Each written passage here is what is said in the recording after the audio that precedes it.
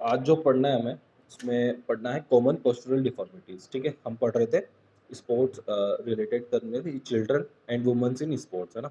उससे रिलेटेड पढ़ रहे थे। तो हमने देखा था कि किस तरीके से चाइल्डहुड्स के अंदर एक्सरसाइज़ेज़ ज़रूरी हैं, है ना?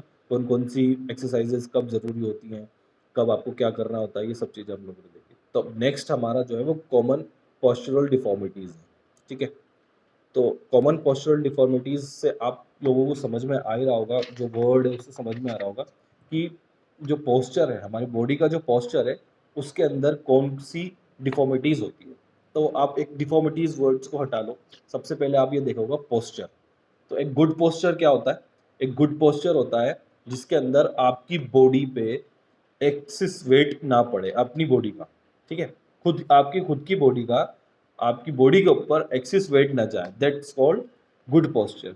और बैड पोस्चर क्या होता है कि आपकी बॉडी के किसी भी पार्ट पे सिंपल सा जस्ट लाइक आप इसको पैरों को ले लीजिए, लेग्स का एग्जांपल ले लीजिए, आपकी स्पाइनल कॉर्ड्स का एग्जांपल ले लीजिए, किसी भी चीज़ का एग्जांपल हम ले सकते हैं कि आपकी बॉडी के ऊपर, आपकी बॉडी के किसी पार्ट पर आपकी बॉडी का एक्सेस वेट पड़े, दैट्स कॉल्ड बैड पोस्चर।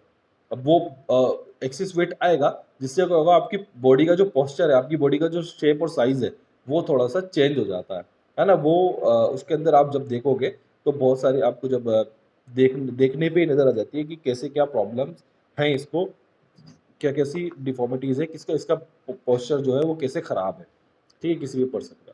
तो 5 टाइप्स की जो है वो पोस्चरल डिफ़ॉर्मिटीज़ हैं या बैड पोस्चर्स होते हैं 5 टाइप्स के, जो बुक के अंदर दिया हुआ है सिंपल। वो है फर्स्ट है स्पाइनल कर्वेचर, ठीक है? स्पाइनल कर्वेचर के अंदर क्या है, स्पाइनल कॉर्ड से रिलेट है। अगर स्पाइनल कॉर्ड के अंदर कोई प्रॉब्लम है, स्पाइनल कॉर्ड में कुछ प्रॉब्लम्स हैं, है ना? तो उसका पोस्चर अलग है, तो उसको हम स्पाइनल कर्वेचर के अंदर आएगा। फ्लैट फुट है, नोक नीज, बो लेग्स एंड राउंड शोल्डर्स। तो आपको इनके नाम से ही थोड़ा-थोड़ा आइडिया लग गया होगा कि किस तरीके से ये होना चाहिए और होते होंगे। फर्स्ट हम पढ़ते हैं spinal curvature. This type of deformity is related to spine. The deformities is caused by carrying excessive weight beyond one's capacity. ठीक है? तो हमारा जो स्पाइनल है वो एक्सेसिव वेट उसके ऊपर आ जाता है, कैरी करने लग जाता है। क्यों? स्पाइनल कॉर्ड जो है, ठीक है? तो इसको भी आपने उसकी वजह से आपकी स्पाइनल कॉर्ड के अंदर बहुत सारी चेंजेस होने लग जाते हैं। आपके पोस्चर में चेंजेस होने लग जाता है। तो कुछ टाइप अलग-अलग टाइप के पोस्चर से इसके अंदर भी अ, तो अलग-अलग दिए हुए 3 टाइप्स के पोस्चर्स बन जाते हैं स्पाइनल कॉर्ड के अंदर प्रॉब्लम आने, उसमें कर्व बनने से, है ना? कर्वेचर से समझ में आ रहा होगा कि कर्व बन जाता है। तो कर्व से अलग-अलग 3 टाइप्स की डिफ़ॉर्मिटीज़ होती है, 3 टाइप्स के पोस्चर्स में आपकी प्रॉब्लम्स होती है। फर्स्ट आता है आपके काइफ़ोसिस, ठीक है? काइफ़ोसिस के अंदर क्या होता है, देखिएगा काइफ़ोसिस implies an increase or exaggerations of a backward or posture's curve, or a decrease or reversal of a forward curve. It is also called round upper back. Depression of chest is common in कैप्सिस, ठीक है?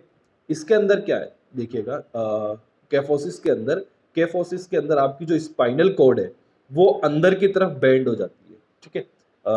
Example आप book में देखिएगा, आप अगर सामने होते तो मैं एक बार आपको पोस्टर बना करके भी समझा देता किस तरीके से होता है, बट एक बार आप बुक में देख लो, इस तरीके से ये कैफोसिस होता है।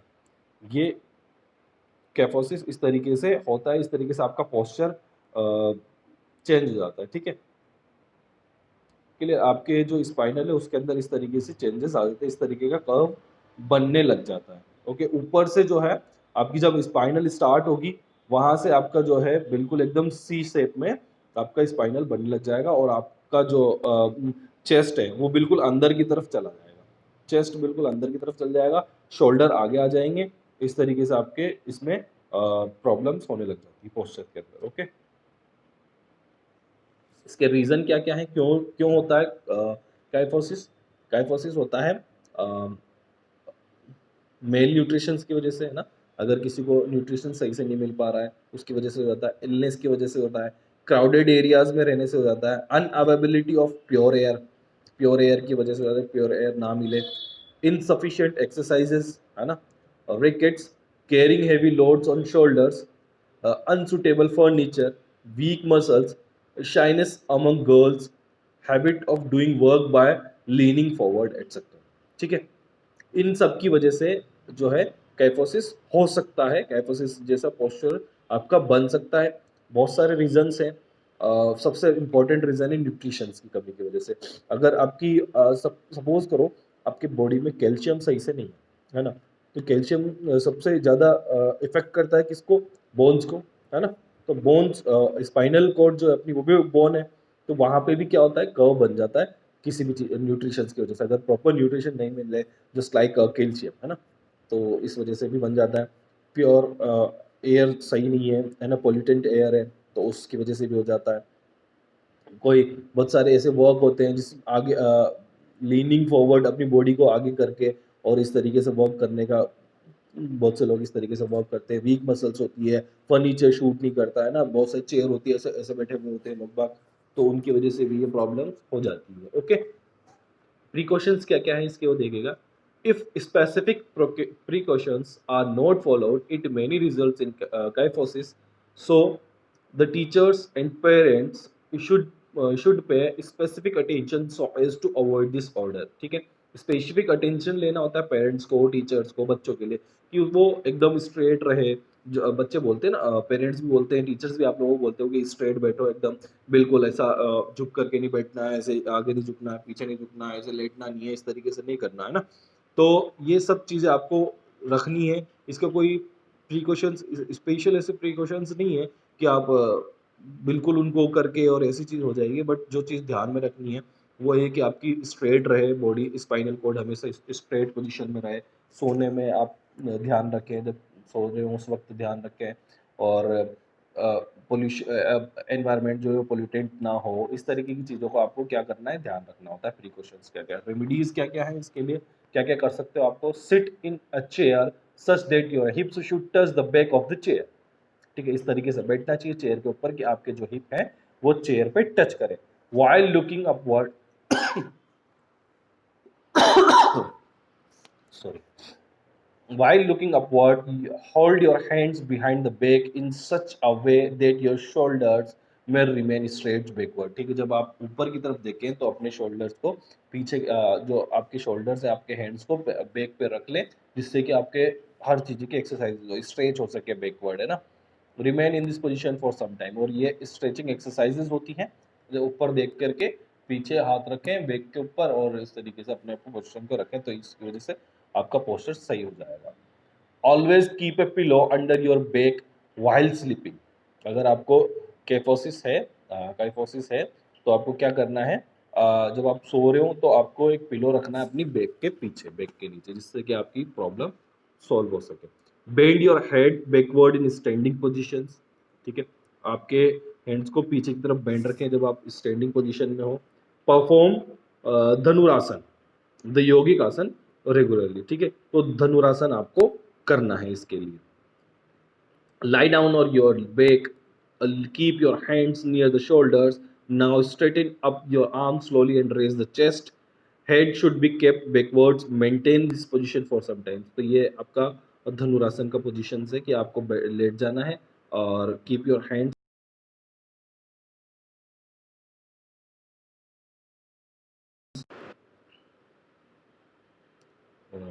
ओके सॉरी आपको, तो keep your hands near the shoulders, अपने शोल्डर्स के पास में रखें। Now straighten up your arm slowly and raise the chest. ठीक है, head should be kept backward, maintain the position for the same time, और आपका जो हेड है वो पीछे की तरफ होना चाहिए। इस पोजीशन को आप थोड़े टाइम के लिए होल्ड, पोजीशन को सम टाइम के लिए होल्ड करके रखें। Hold out your arms at the shoulder level and bend your elbows. इस तरीके से रेमेडीज है, ये करना चाहिए आपको। Hold your arms at the shoulder level, आपके शोल्डर लेवल तक के हाथ को होल्ड करना चाहिए। And bend your elbows, elbows को बेंड करना चाहिए। ऑब्वियस जब तक, कब तक आएगा आपका हाथ यहाँ पे, एंड जब तक आप एल्बोज को बेंड नहीं करोगे। Snap your elbows back to the straightening position, snap करना है। रिपीट दिस एटलीस्ट 8 टाइम, आगे पीछे करना है। इस तरीके से आप अपनी पोजिशन को, अपनी जो पोस्चर है, अगर किसी को कैपोसिस पोस्चर है, पोस्चरल डिफॉर्मिटीज है, तो उससे अच्छे से कर सकता है। अब नेक्स्ट है उसको सही कर सकता है। Next is lordosis. लॉर्डोसिस बिल्कुल ऑपोजिट है केफोसिस का, ठीक है, कीफोसिस का। तो लॉर्डोसिस में क्या है, आप इसका देखिएगा, इसमें किस तरीके से पोस्चर बनता है, इसमें बिल्कुल आगे की तरफ आपका जो है वो स्पाइनल कॉर्ड झुक जाता है। इस तरीके से इसके अंदर पोस्चर बनेगी, ये देखिएगा, ये आपका क्लियर है।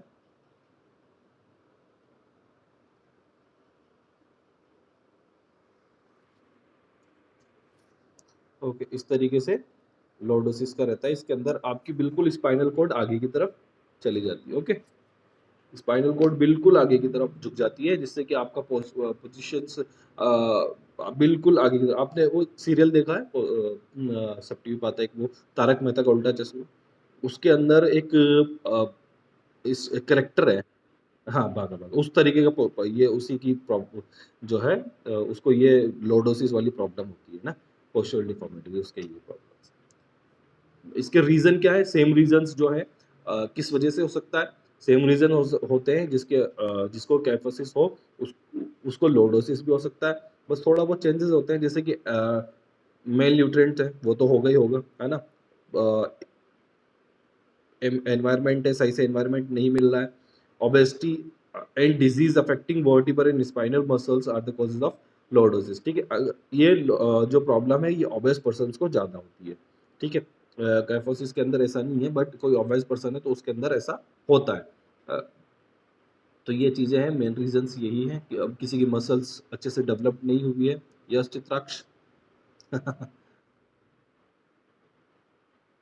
नहीं, दोनों एक में नहीं हो सकती, दोनों एक में नहीं हो सकती है, अलग अलग होती है। हम्म। नहीं, नहीं, दोनों एक के नहीं हो सकती। अब एक पोस्चर अगर किसी को हो गया तो उसको दूसरा होगा ही नहीं ना, क्योंकि उसकी स्पाइनल वैसे ही प्रॉब्लम में आ गई है, तो दूसरे को कैसे होगा, है ना? नहीं, ऐसा नहीं। मैं बता रहा ये इसका ऑपोजिट है, जो कैफोसिस होती है उसका ऑपोजिट है ये। इसके अंदर आपको क्या होता है, बिल्कुल एकदम से आपका जो स्टमक है, पेट है, वो बिल्कुल आगे निकल जाता है और आपका चेस्ट बिल्कुल पीछे की तरफ चल जाता है, ऐसा पोस्चर बन जाता है, ऐसा, है ना, अजीब सा, ठीक है। प्रिकॉशंस क्या-क्या हैं इसके, वो देखिएगा। बैलेंस डाइट आपको लेनी है ना? जिससे कि आपको प्रॉब्लम्स ना हो। Obesity should be keeped away specially in early age, आपको ओबेसिटी से दूर रहना है अर्ली एज में। The body should be kept straight while carrying weight, ठीक है। आपकी बॉडी स्ट्रेट होनी चाहिए जब आप किसी भी वेट को कैरी कर रहे हो। Excessive intake of food should be avoided, और फूड ज़्यादा नहीं खाना चाहिए। रेमेडीज़ क्या-क्या हैं? कैसे आप इसको सही कर सकते हो? While maintaining a standing position, bend forward from hip level, repeat this exercises 10 times, ठीक है।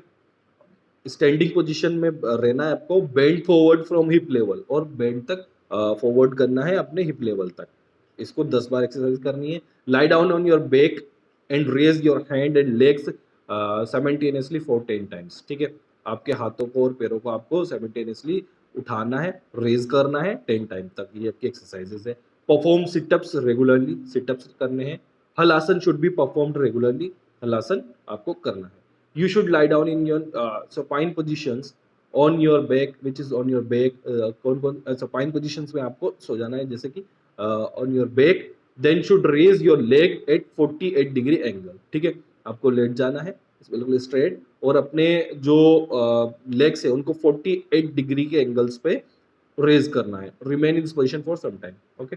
To touching exercise should be done for at least 10 times. Toe touching exercises करनी है आपको, टो टचिंग वाली एक्सरसाइज आप जानते हैं।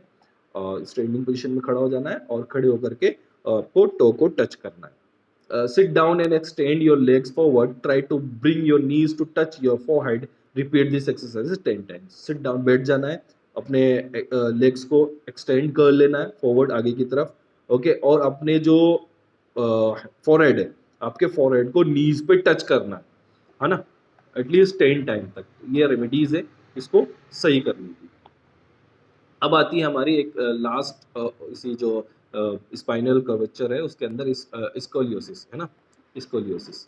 तो इसमें क्या होता है, स्कोलियोसिस के अंदर आप देखिएगा कि इसमें एस शेप जो है वो आपकी स्पाइनल हो जाती है, एस शेप्ड हो जाती है, एस की तरह, है ना। किस तरीके से एस शेप्ड बना लेगी वो देखिएगा।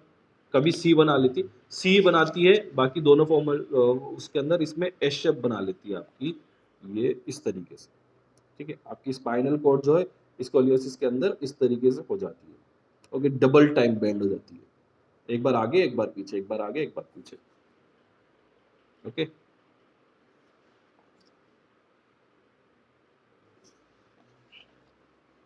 तो इसके रीजन क्या है देखिएगा, इसके भी सेम रीजन है, है ना, वही अंडर मेल न्यूट्रिशन है ना, डिजीज, अगर किसी को जॉइंट्स में डिजीज हो जाती है, स्पाइनल कॉर्ड में किसी को डिजीज हो जाती है, अंडर डेवलप्ड लेग्स, अगर आपके लेग्स सही नहीं है, इन्फेंटाइल पैरालिसिस, अगर किसी को पैरालिसिस हो जाता है, रिकेट्स किसी को प्रॉब्लम है, carrying heavy loads on one shoulder, एक कंधे के ऊपर कोई ज़्यादा वो लेता है, वेट लेता है, इसके अंदर आप जस्ट ऐसे ऐसे पोस्चर हो जाता है आपको, कई बार ऐसे एक कंधा नीचे झुका हुआ, एक कंधा ऊपर झुका हुआ, इस तरीके से पोस्चर आ जाता है ना, एक कभी इधर का होगा, कभी इधर का होगा, दोनों तरफ से हो सकता है, तो 2-3 तरीके से बैंड हो जाते हैं।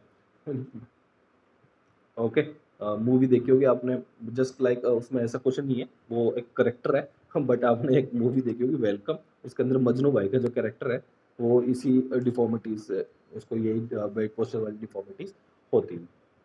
ओके, तो कॉजेज इसके सिंपल है, वही है, अनहेल्दी कंडीशंस है, such as indicates lighting arrangement है, अनकंफर्टेबल डेस्क है ना, पार्शल डीफनेस है, अगर किसी को देखने में प्रॉब्लम है ना, सुनने में प्रॉब्लम है, सॉरी डीफनेस, सुनने में प्रॉब्लम है, तो उसको हो सकता है रॉन्ग स्टैंडिंग पोजिशन, तो अगर कोई अच्छे से खड़ा नहीं होता है तो उसको भी ये प्रॉब्लम हो सकती है। प्रिकॉशंस क्या क्या है, बैलेंस डाइट लेनी है आपको, है ना, studying should be avoided in sideways bending positions, आपको कभी भी साइडवेज के साइड को बेंड करके खड़ा नहीं होना है, बहुत से लोग खड़े हो जाते हैं ना एक पैर को झुका करके, और एक तरफ का पैर झुक जाता है और बॉडी भी आधी झुकी हुई मिलती है कई बार, है ना, एक्शन एक्शन के अंदर।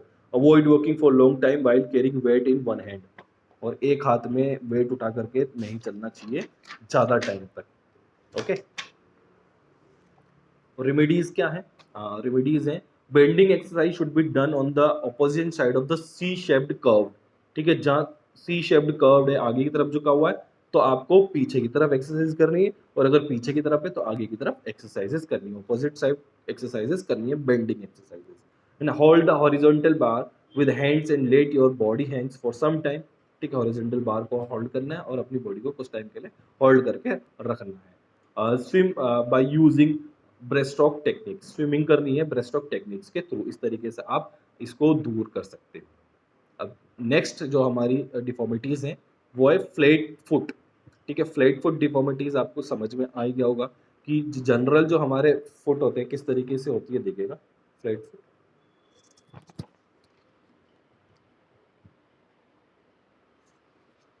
ये देखिए, ये फ्लैट फुट डिफॉर्मिटी, ये फ्लैट फुट है, ओके, ये है नॉर्मल जिसका आपने देखा होगा, और ये है फ्लैट फुट, एकदम बोर्ड जो है आपका लेग फुट है वो बिल्कुल फ्लैट होता है, उसके अंदर कर्व नहीं होता, तो इसकी वजह से क्या होगा कि आपकी बॉडी का पूरा वेट आपके लेग के ऊपर आ जाता है, क्योंकि जो चीज़ डिजाइंड है वो डिजाइंड अगर चेंज होगी तो ऑब्वियस बात है कि कुछ ना कुछ इश्यूज होंगे, तो ये यूनिवर्सल डिजाइन है जो कि गॉड ने डिजाइन किया हो गया, क्या हुआ है, तो अगर उसके अंदर कोई चेंजेस है तो वो कुछ ना कुछ पोस्चर उसके अंदर प्रॉब्लम है, तो इसका मेन कॉज क्या है, weak of flat foot is weak muscles of the foot can not bear the body weight, ठीक है, मसल्स वो होती है, क्या नाम था, वीक होती है, जिसकी वजह से आपकी बॉडी का वेट वो नहीं कर पाती, जिसकी वजह से बहुत सारी चीज़ें होने का चांसेस रहते हैं, ठीक है, तो वेट किसकी वजह से हो सकता है,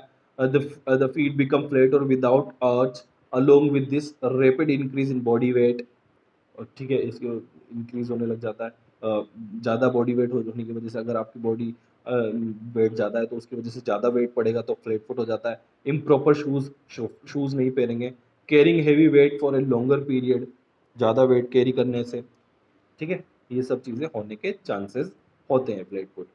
प्रिकॉशंस क्या है, the shoe should be proper shape and size, okay, don't walk bare feet for a long durations, ठीक है, obesity should be avoided, obesity avoid करनी चाहिए, don't force or encourage babies to walk at an early stage, बच्चों को force नहीं करना चाहिए, सबसे इम्पॉर्टेंट चीज, बच्चों को बिल्कुल भी फोर्स नहीं करना चाहिए अर्ली एज में वॉक करने के लिए। Children in early childhood should avoid carrying heavy weight, बच्चों को हेवी वेट कैरी नहीं करना चाहिए। High heel shoes should be avoided, high heel shoes जो है उनको अवॉइड करना चाहिए, गर्ल्स स्पेशली। ठीक है, आपने देखा होगा गर्ल्स की ज़्यादा प्रॉब्लम होती है बॉयज़ के according. Remedies the following exercise, following remedies क्या है? Walk on heels, walking on heels, walking on inner and outer side of feet, ठीक है, walking on toes, stand up and down on the heels, jumping on toes for some time, toes पे jump करना चाहिए, skip on rope, skipping करनी चाहिए, perform vajrasana and the yogic asana, vajrasana और योगिक आसन भी करना चाहिए। ओके, नोक नीज नेक्स्ट है, नोक नीज। नोक नीज में क्या आएगा? दोनों नीज जो है वो एक दूसरे को नोक करते हुए होते हैं। किस तरीके से ये बनेगा देखिएगा। ये नोक नीज का एग्जाम्पल है। ओके, नोक नीज ऐसे बनेगा, ठीक है, ये नोक नीज का एग्जाम्पल है। मतलब आपके दोनों नीज एक दूसरे को नोक करें, क्लियर, नोक, तो वो नोक नीज होता है। कॉजेज क्या है इसके? General, the lake of balance diet, specially vitamin D, calcium and phosphorus is the main cause of नोक नीज। ठीक है, lack of diet, balance diet मतलब अगर आपकी डाइट सही नहीं है तो उसकी वजह से हो सकता है, स्पेशली क्या क्या? विटामिन डी, कैल्शियम और फॉस्फोरस। ठीक है, विटामिन डी, कैल्शियम और फॉस्फोरस जो है आपकी बोन से रिलेटेड है, आप जानते हैं अच्छे से। It may also be cause due to rickets, chronic illness, obesity, flat foot, and carrying heavy weight in early age may be other possible causes of knock knees। ठीक है, तो किसी की वजह से chronic illness है, obesity है, flat foot है, heavy weight को carry करना है early age में, तो आपको knock knees की प्रॉब्लम हो सकती है। प्रिकॉशंस क्या है? Balance diet should be taken, baby should not be force for encourage to walk at early age. ठीक है, अर्ली एज के अंदर वॉक करने के लिए इंकरेज नहीं करना चाहिए बेबीज को। रेमेडीज क्या है? Horse riding is the best exercise for remedying this deformity. ठीक है, हॉर्स राइडिंग क्यों? क्योंकि जब आप हॉर्स पे बैठते हो तो आपके जो लेग्स हैं वो बहुत ज़्यादा चौड़े हो जाते हैं, जिसकी वजह से ये एक्सरसाइज आपको जो नोक नीज है वो दूर हो सकती है। Perform padmasana and gomukhasana regularly for some time every day. ठीक है, गोमुखासन और पद्मासन करना चाहिए। Cod liver oil may be beneficial in reducing this deformity up to some extent। Okay, keep a pillow between the knees and stand erect for some time every day। ठीक है, आपको क्या करना है? पिलो रखना है दोनों नीज के बीच में, है ना, और कुछ टाइम तक खड़े रहना है। यूज ऑफ वॉकिंग कैलिपर्स में ऑल्सो भी बेनिफिशियल। ठीक है, वॉकिंग कैलिपर्स आपको यूज करने चाहिए। Next is bow legs. Knee, knock knee का बिल्कुल ऑपोजिट है, इसके अंदर नीज जो है वो बहुत ज्यादा दूर हो जाते हैं। इस तरीके से रहेगा, देखिएगा। सो इस तरीके से बॉल एक्स रहता है। ओके, ये दूर हो जाता है एक दूसरे से।